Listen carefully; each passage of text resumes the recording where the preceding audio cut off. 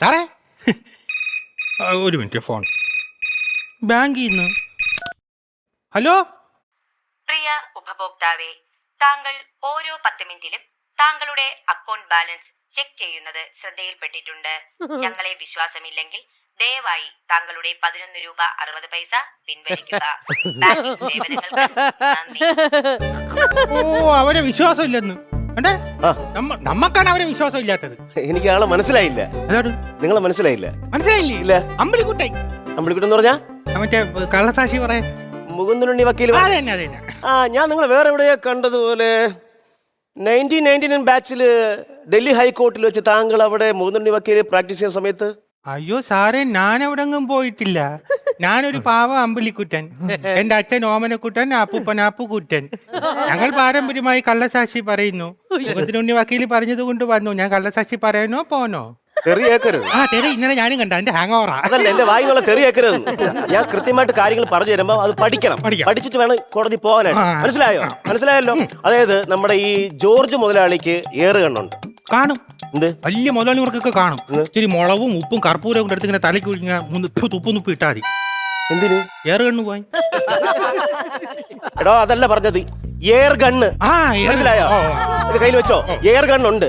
ഈ സാറിന് ഒരുപാട് പാടവും വയലും വരമ്പൊക്കെ ഉണ്ട്. അപ്പൊ ഇയാള് മുറ്റത്ത് നെല്ല് കുത്താൻ വേണ്ടി ഇട്ടിരുന്നു. കാക്ക വന്നിരുന്നത് കൊണ്ട് കാക്കയെ ഓടിക്കാനായിട്ട് ജോർജ് മുതലാളി തോക്കെടുത്ത് ചൂണ്ടി. തൊട്ടടുത്ത വീട്ടിൽ താമസിക്കുന്ന ആരാ? മന്ത്രി. അറിയാവോ? അത്ര പ്രശ്നം വേണ്ട. മന്ത്രി വിചാരിച്ചു മന്ത്രിയെ കൊല്ലാൻ പോകുന്നെന്ന്. മന്ത്രിക്ക് അറ്റാക്ക് വന്ന് മന്ത്രി നേരെ ഹോസ്പിറ്റലിൽ കൊണ്ടുപോയി. മന്ത്രിക്കെതിരെയുള്ള വധശ്രമത്തിന് ജോർജ് മുതലാളിക്കെതിരെ കേസ് കൊടുത്തിട്ടുണ്ട്. ജോർജ് മുതലാളി ഇന്ന് ഊരി കൊടുത്തു കഴിഞ്ഞാൽ 1 ലാഖ് കിട്ടും. 1 ലാഖ് കിട്ടും അമ്പിളിക്കുട്ടന്. അല്ലേച്ചെന്ന് പറഞ്ഞാൽ മതി. അതൊന്നും നടക്കൂല. എന്നെ പറ്റിക്കാനും നോക്കണ്ട. 250 രൂപ തരണം. ചാരായം മേടിക്കാൻ. മദ്യം വേണം എനിക്ക്. 250 രൂപ. ഓക്കെ, മദ്യം വേണമെന്ന് പറഞ്ഞാൽ ഇന്ന് 1-ാം തീയതിയാണ്, കിട്ടത്തില്ല. അത് വേണം, മദ്യം വേണം എനിക്ക്. നിർബന്ധമാണെങ്കിൽ ഒരു വഴിയുണ്ട്. ജട്ടിയിൽ പോയാൽ കിട്ടും. കിട്ടുമെന്ന് ഉറപ്പുണ്ടെങ്കിൽ ഞാൻ ജട്ടി ഇടാതെ വരാം. എറണാകുളം ബോട്ട് ജട്ടി പോയാൽ കിട്ടുമെന്ന്. അയ്യോ പറഞ്ഞു തന്നെ, ഇല്ലെങ്കിൽ ഇപ്പൊ ഞാൻ മുണ്ടൂര് തലയെ കെട്ടിയേനെ. അമ്പിളിക്കുട്ട, അപ്പൊ കാര്യം മനസ്സിലായല്ലോ. അപ്പൊ അമ്പിളിക്കുട്ടിനെ കുറിച്ചുള്ള ഡീറ്റെയിൽസ് ഒക്കെ എനിക്ക് വേണം. കാരണം മുകുന്ദനുണ്ണി സാർ ഒന്നും പറഞ്ഞു തന്നിട്ടില്ല. എന്ത് ചെയ്യുന്നു? കള്ളസാക്ഷി പറയുന്നു. കള്ളസാക്ഷി അതല്ല ചോദിച്ചത്. നിങ്ങൾ എന്തെങ്കിലും ജോലിയോ കാര്യങ്ങൾ എന്തെങ്കിലും ഉണ്ടോ? ജോലിയൊന്നുമില്ല സാറേ. ഇല്ല. പിന്നെ ഈ കള്ളസാക്ഷി പറയാനുള്ള തീരുമാനം എടുത്ത് എന്താണെന്ന് മനസ്സിലായില്ല. ജീവിക്കാൻ വേണ്ടി വേറെ വകുപ്പില്ലാത്തോണ്ട്. നിങ്ങൾ കൂട്ടുകാർ പോലും നിങ്ങളെ നന്നാക്കിയില്ലേ? കൂട്ടുകാരുണ്ട് സാറേ, ഒരുപാട് കൂട്ടുകാരെ പോലുണ്ട്. ഞാനാണ് അവരെയൊക്കെ ഈ കൺട്രോൾ ചെയ്ത് കൊണ്ടുവന്നത്. അയ്യോ, ഞങ്ങൾ 100 പേര്. ഞങ്ങൾ കുറെ നാളോട് വിചാരിക്കണം ഗോവയിൽ പോകണമെന്ന്. ഗോവയിൽ പോയാ ഇതുവരെ പോക്ക് കടന്നില്ല. ആരും ഞങ്ങൾ 100 പേരോട് ഇങ്ങനെ നിൽക്കുമ്പോ ബസ് വരും. ബസ്സിൽ ആരും കാണത്തില്ല. ഗോവ ബസ്. ഞങ്ങൾ എല്ലാവരോട് ചാടി അതിനകത്തോട്ട് കയറും. ഭയങ്കര തിരക്ക്. സ്ഥലമില്ല. ഞാൻ പറയാം ഇറങ്ങടാ, നമുക്ക് തിരക്കില്ലാത്ത വണ്ടി പോവാൻ. അങ്ങനെ അടുത്ത വണ്ടി വരും, അതിനകത്ത് കയറും. അതിനകത്തും തിരക്ക്. അപ്പൊ ഫ്രണ്ടിലെ വണ്ടി കാലി, ഓടി അതിനകത്ത് കയറും. ഞങ്ങൾ ഏതൊക്കെ വണ്ടി കയറുന്ന വണ്ടിയിലെല്ലാം തിരക്ക്. അങ്ങനെ ഇതുവരെ കയറി ഇറങ്ങി ഗോവയിൽ പോകാൻ പറ്റിയില്ല. എന്നല്ലേ അമ്പിളിക്കുട്ടാ, ഞാൻ പറയുന്നത് ശ്രദ്ധിച്ച് കേക്ക്. ആ ചില കേക്ക് വയറ്റിന് പിടിക്കൂല. അതാണ് ഈ കേക്ക് ഛർദ്ദിക്കുന്നത്. ഫ്രഷ് ആയതുകൊണ്ട് കൊള്ളാം കേട്ടോ. അതായത് ഇത്രയും മണ്ടനെ ഞാൻ ഇതുവരെ കണ്ടിട്ടില്ല. അവനൊന്നും പറയാം, എനിക്ക് ബുദ്ധിയൊക്കെ ഉണ്ട്. എന്തോ ബുദ്ധി? എനിക്ക് ഭയങ്കര ബുദ്ധിയാണ്. സ്കൂളിൽ വന്ന് തിരക്കി നോക്കണം. ഞാനായിരുന്നു ക്ലാസ്സിലെ ലീഡർ. സാറ് പറഞ്ഞു ഇതുപോലെ നല്ലൊരു ലീഡറെ കിട്ടിയിട്ടില്ല, അതുകൊണ്ട് നീ 4 വർഷം ഇവിടെ ഇരുന്നിട്ട് പോയാ ചെയ്യുന്നു. തോറ്റല്ല, ഞാൻ നോക്കത്തൊന്നുമില്ല. ഞാൻ എന്റെ വീട്ടിന്റെ അടുത്ത് ഒരു മത്സരം കളിച്ചു. എന്നിട്ട് അവനെ ഞാൻ തോപ്പിച്ച്. എന്നിട്ട് അവന്റെ മുഖത്ത് നോക്കിട്ട് മാസ് ഡയലോഗ് കൂടെ. എന്തായിരുന്നു ആ മാസ് ഡയലോഗ്? തന്നെക്കാളും 10-40 കൂടുതലുണ്ടവരോട് വെല്ലുവിളി വേണ്ടാന്ന്. ആരുടെയായിരുന്നു മത്സരിച്ചത്? 1-ാം ക്ലാസ്സിൽ പഠിക്കുന്ന സന്ദീപിന്റെ കൂടെ. എന്തായിരുന്നു മത്സരം? ഏണിയും പാമ്പും കളി. എടാ, 1-ാം ക്ലാസ്സിൽ പഠിക്കുന്ന പയ്യനെ ഏണിയും പാമ്പിൽ തോപ്പിച്ചിട്ടാണ് വലിയ ഡയലോഗ് അടിക്കുന്നത്. എടാ, നിന്റെ തരത്തിന് പോയി കളിക്കണം. തരത്തിൽ പോയി കളിക്കാൻ ഞാൻ തോറ്റു പോകുന്നു. തോൽവി വിജയത്തിന്റെ മുന്നോടിയാണെന്ന് കേട്ടിട്ടുണ്ടോ? ഈ പറഞ്ഞു വിളിച്ചോണ്ട് വാ. ഇത് കേട്ടാ ഞാൻ SLC 38 പ്രാവശ്യം എഴുതിയത്. ഞാൻ ജയിച്ചിട്ടൊന്നുമില്ല. സ്കൂളിൽ നിന്ന് ഇറക്കി വിട്ടല്ലേ? സ്കൂളിൽ നിന്ന് ഇറക്കി വിട്ട് അതുകൊണ്ടൊന്നുമില്ല. ഞാന് എന്റെ പ്രോഗ്രസ് കാർഡൊക്കെ ഞാൻ തന്നെ ഒപ്പിടുമായിരുന്നു. അച്ഛനെ കൊടുക്കണ്ടേ? ഇല്ല, അച്ഛൻ സർക്കാർ ഉദ്യോഗസ്ഥനാ. ഒരു ഒപ്പിന് 1000 രൂപയാണ് എന്റെ ഇരിക്കുന്ന പൈസ കൊടുക്കാൻ. ഓ, അത് ശരി. അപ്പൊ അതുകൊണ്ടാണല്ലേ. അപ്പൊ അമ്പിളിക്കുട്ടാ, ഈ കേസ് പോകുന്ന രീതി എന്ന് പറഞ്ഞാൽ കുറച്ച് ഡിഫിക്കൽട്ട് ആണ്. അതായത് നിങ്ങൾക്ക് ഒരുപാട് കാശ് കിട്ടാനുള്ള സംഭവമാണ്. മനസ്സിലായില്ലേ? കൃത്യമായിട്ട് കള്ളസാക്ഷി പറഞ്ഞു കഴിഞ്ഞാൽ മുതലാളി ഊരി കൊടുത്തു കഴിഞ്ഞാൽ നല്ല കാശ് കിട്ടും. മുതലാളി നല്ല കാശുകാരനല്ലേ? ഈ കേരളത്തിലെ ഏറ്റവും വലിയ കാശുകാരനാ മുതലാളി. ആര് പറഞ്ഞു? ഈ കേരളത്തിലെ ഏറ്റവും വലിയ കാശുകാരങ്ങളെ മുതലാളിയൊന്നുമല്ല. പിന്നാരാ? മറ്റേ അവരാണ് പൃഥ്വിരാജിന്റെ അമ്മ മല്ലിക സുകുമാരൻ. ഇത് ആര് പറഞ്ഞു നിങ്ങളടുത്ത്? അവരാണ് വിജയ് വെച്ച് വലിയ സിനിമയൊക്കെ എടുത്തത്. വിജയ് വെച്ച് വലിയ സിനിമ എടുത്ത മല്ലിക സുകുമാരനാ. വിജയ്ക്ക് എത്ര രൂപ കൊടുക്കണം ഒരു സിനിമയിൽ അഭിനയിക്കാൻ? ഇപ്പൊ ഒരു 10-250 കോടിയൊക്കെ കാണും. കണ്ടാ, അവര് വലിയ സിനിമ അവരാണ് എടുത്തത്. ഇത് ആരാണ് നിങ്ങളടുത്ത് പറഞ്ഞത്? പാട്ട് വരുണ്ടല്ലോ. ഏത് പാട്ട്? മല്ലിക സുകുമാരൻ പണ്ട് വില്ലെടുത്തു. ഞാൻ എങ്ങനെയാണ് ഇയാളെ പറഞ്ഞ് മനസ്സിലാക്കി തരാം? പറഞ്ഞാൽ മനസ്സിലാവും. നിങ്ങളുടെ റൂട്ടിൽ പോയാൽ മതി. അതായത് ഞാൻ വ്യക്തമായിട്ട് കാര്യം പറഞ്ഞുതരാം. അതായത് നമ്മൾ ജീവിതത്തിൽ ലക്ഷ്യങ്ങൾ വേണം. മഹാന്മാര് കാണുന്നത് പോലുള്ള സ്വപ്നങ്ങൾ കാണണം. സാറേ, സ്വപ്നത്തിന്റെ കാര്യമൊന്നും പറയല്ലേ. ഈ സ്വപ്നമൊന്നും നമുക്ക് വിശ്വസിക്കാൻ പറ്റൂല. അതെന്ത് പറ്റി? പ്രത്യേകിച്ചും നമ്മൾ സ്വപ്നത്തില് ഒരു ടോയ്ലറ്റ് കണ്ടാൽ ഒരു കാരണവശാലും ഉപയോഗിക്കരുത്.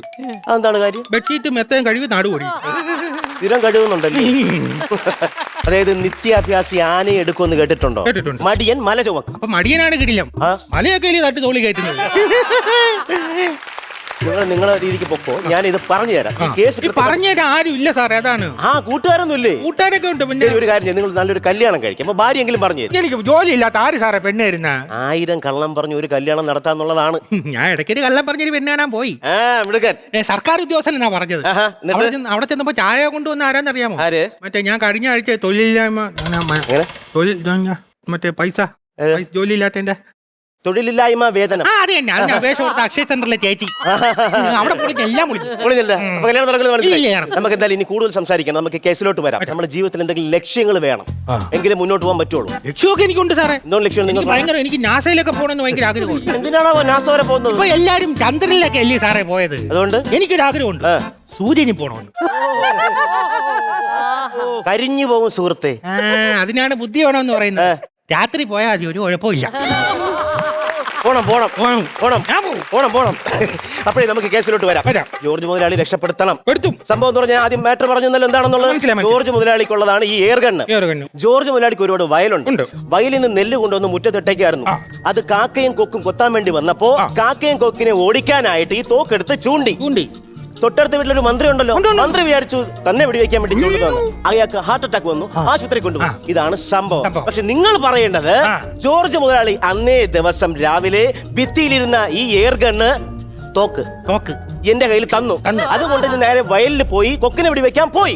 ആ വെടി ശബ്ദം കേട്ടിട്ടാണ് ഈ പറഞ്ഞ പ്രസ്തുത മന്ത്രിക്ക്, അതേത് വകുപ്പ് മന്ത്രിക്ക് ഹാർട്ട് അറ്റാക്ക് വന്നത്. ഇതേ സമയം ഡൈനിങ് ടേബിളിൽ ഇരുന്ന് ഒന്നും അറിയാതെ പാവം മുതലാളി ഇടിയപ്പം മുട്ടറോസ്റ്റും കഴിക്കുകയായിരുന്നു. മുതലാളി, ജോർജ് മുതലാളി, ടിയാൻ ജോർജ്. ആർക്കിപ്പോ സിനിമയൊന്നും ഇല്ലേ? ആർക്ക്? മിയ ജോർജിന്.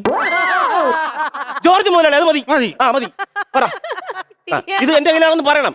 ഞാൻ കോടതിയാണ്, ഞാൻ ജഡ്ജിയാണ്. അപ്പൊ എന്റെ അടുത്ത് പറയണം. മറ്റേ ഭിത്തിയിലിരുന്ന കൊക്കിനെ എടുത്തു. ഭിത്തിയിൽ കൊക്കാണ് ഇരുന്നത്. മുതലാളിയാ മന്ത്രി. എടാ, ഭിത്തിയിലിരുന്ന തോക്കാണ്. തോക്ക് ഭിത്തിയിലിരുന്ന തോക്കെടുത്ത് ഞാനും കൊക്കും കൂടെ വയലിരുന്ന മന്ത്രിയെ വെടിവെക്കാൻ പോയി. തത്സമയം ഒന്നും അറിയാതെ ഡൈനിങ് ടേബിളിലിരുന്ന് ജോർജ് മുട്ട റോസ്റ്റും തിന്നായിരുന്നു ഇടിയപ്പം മുതലാളി. എന്താണ് ഈ പറയുന്നത്? പറയാൻ പോകുന്നത്? ഞാൻ ഭിത്തിയിലിരുന്ന തോക്കാണ്. എടുത്തു ഞാൻ മന്ത്രിയെ വെടിവെച്ചു. തോക്ക് ഇവിടെ ഇരിക്കുന്ന തോക്ക് ഭിത്തിയിൽ ഒരു മണ്ടനം. 3 സാറേ ഇങ്ങനെ ബുദ്ധിമുട്ടിക്കലായിരുന്നു. അപ്പൊ കള്ളസാക്ഷി പറയട്ടെ? പറയണം. അത് പറയാൻ വേണ്ടിട്ടല്ലേ നിങ്ങളെ വിളിച്ചത്. നിങ്ങൾക്ക് ലക്ഷങ്ങൾ കിട്ടും, ഇവിടെ എനിക്കും. അപ്പൊ അതുകൊണ്ട് ഭിത്തിയിലിരുന്ന തോക്കെടുത്ത് മുതലാളി എന്റെ കയ്യിൽ ഏൽപ്പിച്ചു. ഞാൻ നേരെ വയലിലേക്ക് കൊക്കിനെ വെടിവെക്കാൻ പോയി. അതുവരെ ക്ലിയർ ആണല്ലോ? മതി, പറ കേക്കട്ടെ. ഞാൻ മറ്റേ ഭിത്തിയിലിരുന്ന തോക്കെടുത്ത് ഞാനും മന്ത്രിയും കൂടെ കൊക്കിനെ വെടിവെച്ചിട്ട് മുതലാളിയുടെ ഇറച്ചി തിന്നു. എന്നെ കൺഫ്യൂഷൻ ആക്കണ്ട, ഞാൻ പറഞ്ഞോളാം. പറയും. ഉറപ്പാണ്? ഭിത്തിയിലിരുന്ന തോക്കെടുത്ത് കൊക്കിനെ വെടി. ഞാൻ പറയും. ആ വെടിശബ്ദം കേട്ടാണ് മുതലാളിക്കല്ല മന്ത്രിക്ക് അറ്റാക്ക് വന്നത്. മുതലാളി അപ്പോ ഇരുന്ന് ആഹാരം കഴിക്കായിരുന്നു. മുതലാളി കുറ്റക്കാരനല്ല. തോക്ക് എന്റെ കയ്യിലാണ്. അവരെ കാണിക്കണം. മനസ്സിലായല്ലോ? ഞാൻ പറഞ്ഞോളാം. ലൈസൻസ് കൊള്ളാം, പേടിക്കല്ല. Okay. All the best. Thank U.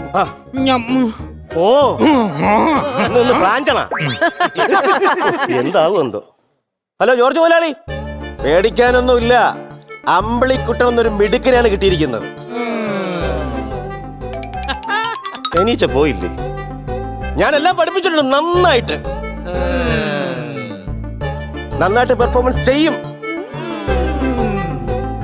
മുതലാളി ഇതിനകത്ത് ഊരി തരും. മുതലാളി തേനീച്ച ഭയങ്കര മൂളൽ, ഞാൻ തിരിച്ചു വിളിക്കാവേ.